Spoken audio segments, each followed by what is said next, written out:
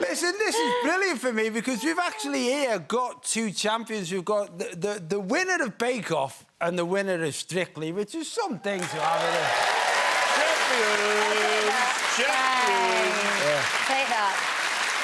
Now, Bill, it was obviously massive when you won Strictly, but it wasn't just massive for you. I think it was massive for every middle-aged bloke in the country who looks like they can't dance. Yes, exactly. I think it was. Well, I sincerely hope that. I mean, I think a lot of men of our vintage get a bit... oh, there's a few in... We're a little bit self-conscious on the dance floor, you know. Yeah. And you get up, and of course you're aware that people are going to say, "Oh, hello, a bit of dad dancing," and I think blokes feel that, and they feel that there's a bit, a bit of pressure, and they don't do it. But actually, I hope what that did, what we winning did, was it encouraged a lot of men and women of that age as well to get up and dance. Go down to lots of dance schools. Noticed that people were signing up. You know, loads of blokes and people were signing up for dance classes because, well, you think, well, Bill can do it. Well, no, probably didn't. They thought, if the bloke from the Hairy Bikers can do it, then I can do it. What was your favourite dance? I want to know what was your favourite dance to do. My favourite dance? Yeah. I guess it would have been Rapper's Delight, really, the couple's choice. The Hill Gang, yeah. That was a real a moment, you know. That was I had the Sugar Hill Gang sending me video messages. You know, and they're all saying, "Thank you for showing some love for our music," and like the music's going up the Spotify charts, and you know, it was just crazy. For you going into it, was your aspiration just to hang on? Did you think underneath you could dance, or did you never? No, I mean, I'm an enthusiastic dancer. In a social setting, but not in any way you couldn't really call it dancing. It's more kind of flailing, you know? Trying to not fall over. Yeah, not fall over. Try to avoid, you know, bumping into things and stay on your feet. But that's the difference with Strictly. You come in and they work to make you better, whereas Bake Off, like, I've never done Strictly, and never would, because it looks like too much pressure to me. Yeah, it's scary, Strictly. It's a live audience for me. Yeah, not live. To get up dance, I just couldn't do it.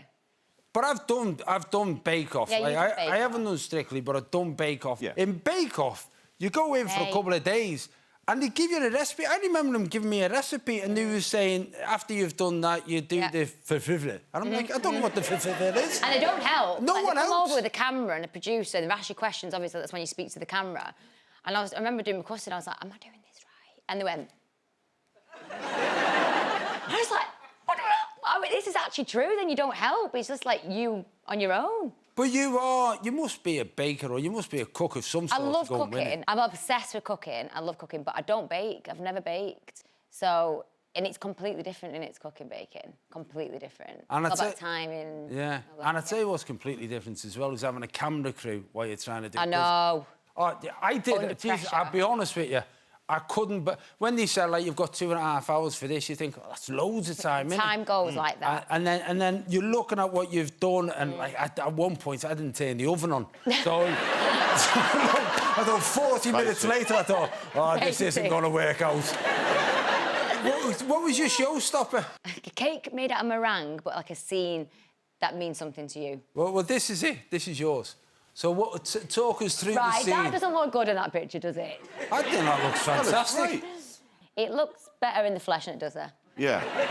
It looks like an avalanche. Is it? Yes. Is that you caught in an avalanche? No, it was me trying to ski and failing miserably at the bottom of the ski slope. Because it looks like it's like a major incident, is what you've It looks like there should be a helicopter rescue coming out after you. And a big St. Bernard. Yeah. You think that looks like it needs a rescue? This is my showstopper. Oh. What the hell is that? What is that? Well, that was me playing 𝗚𝗵𝗆𝗯𝗀. Yeah. Why are you lying down? Well, because I couldn't stand up, that's why. Because I could only do the ice and lying down. In the end, we gave half it to the pigs and used the other half as a doorstop. Yeah. It does. It looks like the aftermath of a number 10 tennis party, doesn't it? Now, Michelle, the big thing with you is 𝗵𝗳𝗍cie. This is the big thing that's coming up.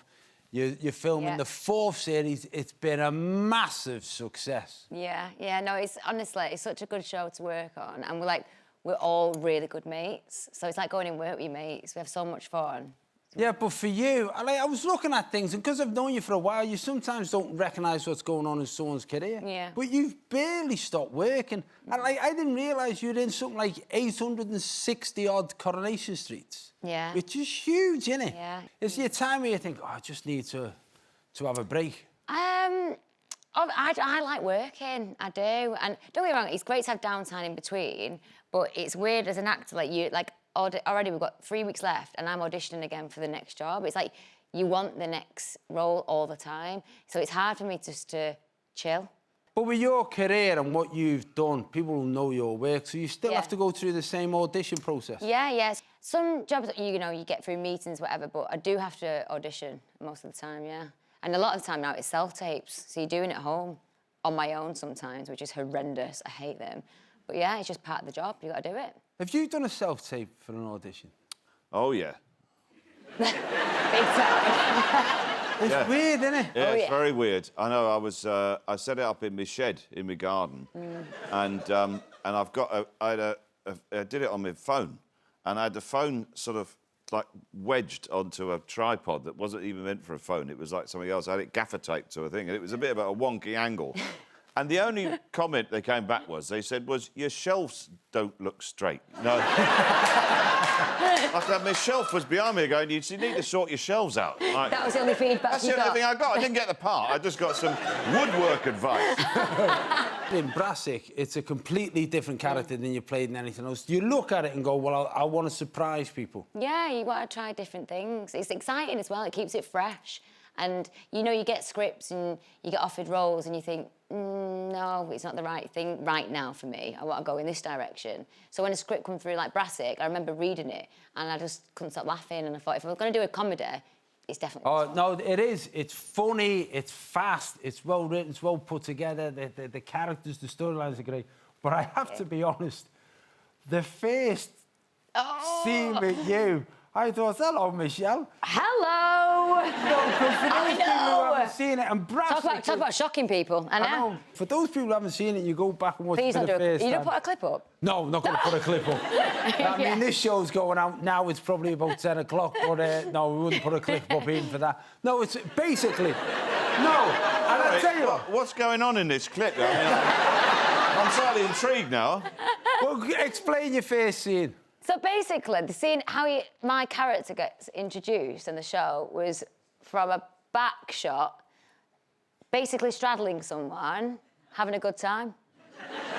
And when she says someone, she doesn't mean a pony. A sex scene. A sex scene. Oh, a sex scene. Right. Okay. Yeah. Now, when you say that, I know. Straddling, having a good time, could be anything. I know.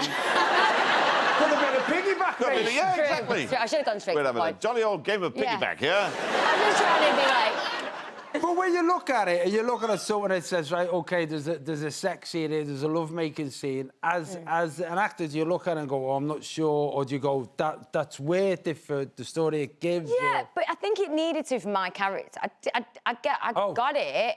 You know what I mean? Also, we've got people on set the whole time. Like, you never feel uncomfortable. I was totally covered up the whole time. I know you can't see that because it was a sex scene, so you think I was, naked, but I wasn't.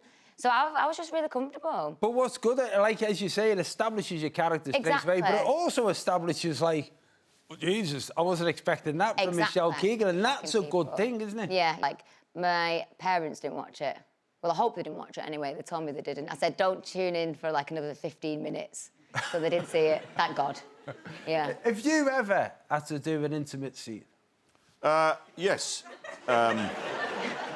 Sorry, I'm not going to tell you about it. Something I don't really want to talk about. Still thinking about it now, but no, I'm a bit self-conscious about being naked because I'm very hairy. I'm covered in hair, and it was one of the reasons why I didn't do this.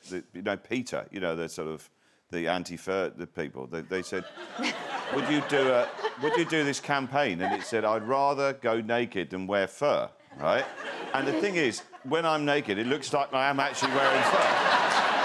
So I said, I can't do that. It doesn't make any sense.